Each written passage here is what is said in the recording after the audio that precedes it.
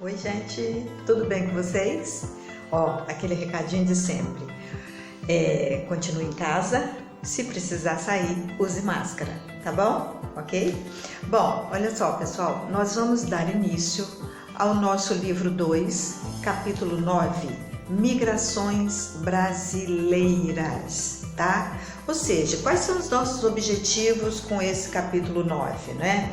Nós vamos identificar alguns fatores atrativos e fatores repulsivos que influenciam os fluxos migratórios. Nós vamos descrever os principais fluxos migratórios e nós vamos discutir os desafios enfrentados na área de origem e na área de destino dos imigrantes, tá? Dos migrantes, tá?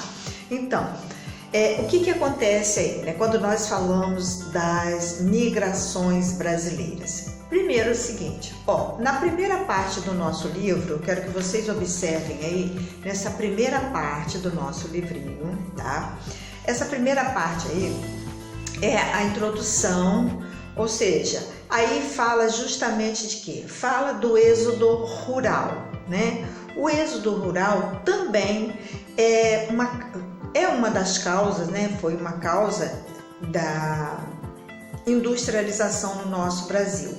E isso daí, e esse êxodo rural, devido à industrialização do nosso Brasil, né? Porque a mecanização, a indústria chegou ao campo e as pessoas não tinham capacitação, tiveram que sair do campo e vir para a cidade, né? Então, esse êxodo rural é um tipo de migração muito comum no nosso Brasil, tá? Porque as pessoas saem do campo e vêm para as cidades, ok?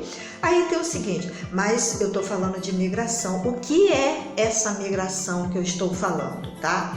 É, na verdade, o deslocamento populacional pelo espaço geográfico, de forma temporária ou permanente, né? As pessoas se deslocam pelo território, de forma temporária ou permanente. Aqueles que migram, eles estão sempre em busca de melhores condições de vida, né? Ninguém sai do seu lugar, ninguém migra, né, à toa. Então todos estão sempre pensando em melhorias nas condições de vida.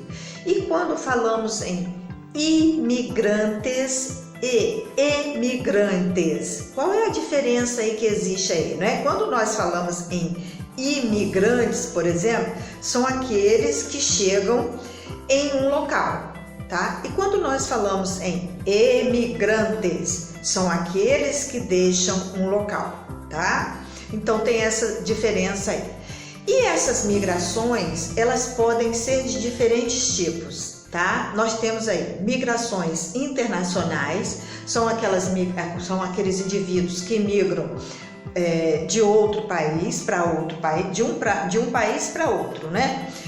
Nós temos as migrações nacionais, quando os indivíduos se deslocam dentro do mesmo país. Nós temos também as migrações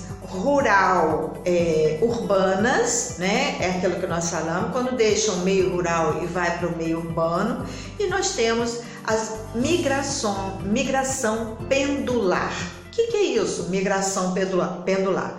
Quando os indivíduos se deslocam diariamente as pessoas, com a finalidade de trabalhar ou estudar em outra cidade. Um exemplo, né? Tem muita gente que mora aqui em Araruama, trabalha no Rio de Janeiro, trabalha em Niterói, vai estudar em Niterói, vai e volta todos os dias, né? Vai e volta, tá? Então esse é o tipo de migração pendular, tá certo? Agora, por que acontecem essas migrações, né, gente? Por que as migrações acontecem? A migração, por exemplo, acontece devido ao preconceito, à questão religiosa, a questão cultural, perseguição, né, política, devido à questão econômica. Então, por esses motivos acontecem as migrações. Agora, e os brasileiros? Para onde estão indo os brasileiros? Os brasileiros saem daqui e vão para outro lugar? Claro, os brasileiros vão, mas buscando melhorias na qualidade de vida, tá? estão indo, por exemplo, para países desenvolvidos, como os países europeus, né? As pessoas vão muito para lá. Estados Unidos também, as pessoas vão muito para os Estados Unidos, tá? Para a França, para a Alemanha, tem muitos brasileiros que vão para o Japão, para o Canadá, tá? Vão em busca de melhores condições de vida. Agora, como já falamos, os fluxos migratórios, eles acontecem, né? Principalmente por fatores econômicos, fatores políticos e fator cultural, principalmente por isso, ok? Aí tem o seguinte, quando eu falo que eles vão para outros países, mas tem dois fatores condicionantes, dois fatores que fazem com que a pessoa vá ou não vá, né, para determinado país. Por exemplo, o fator atrativo, né? Por que as pessoas vão para um lugar atrativo? Porque nesse lugar atrativo tem vantagens, né? Eles vão ter as vantagens disponíveis no local para onde eles vão, no local de destino. Então, por exemplo, fator atrativo, melhoria da condição de vida, a renda, né? Um país ele é atrativo quando ele lhe dá uma boa renda. Agora, um fator que eu posso dizer que é repulsivo. O fator é repulsivo porque são problemas que forçam a saída, né? Ou seja, por exemplo, a crise econômica, conflitos, tá? Isso tudo força a saída da pessoa e é um condicionante repulsivo. Agora, o nosso Brasil, por exemplo, ele atraiu muitos imigrantes bem no final do século XIX e início do século XX, tá? Muitos europeus vieram para o nosso Brasil nesse período aí. Agora tem o seguinte, gente, o que acontece quando nós falamos aí da Europa, né? A Europa recebe pessoas do Oriente Médio e da África. Muita gente do Oriente Médio e da África vão para a Europa, porque o mar Mediterrâneo é uma das principais portas de entrada, né, para esses povos aí. O fluxo migratório brasileiro, desde o período colonial, que ele existe, mas ele se intensificou mais no início do século XX, tá? E esses fluxos façam com que aconteça, por exemplo, as interações culturais, né? Vem gente daqui para lá, de lá para cá, vai gente daqui para lá. Isso tudo faz com que aconteça as interações culturais, por exemplo, a arte, a dança, a gastronomia, né? Muita gente adquire os costumes de outros povos por causa disso. Mas existem também o que eu vou falar para vocês, que são os desafios, né?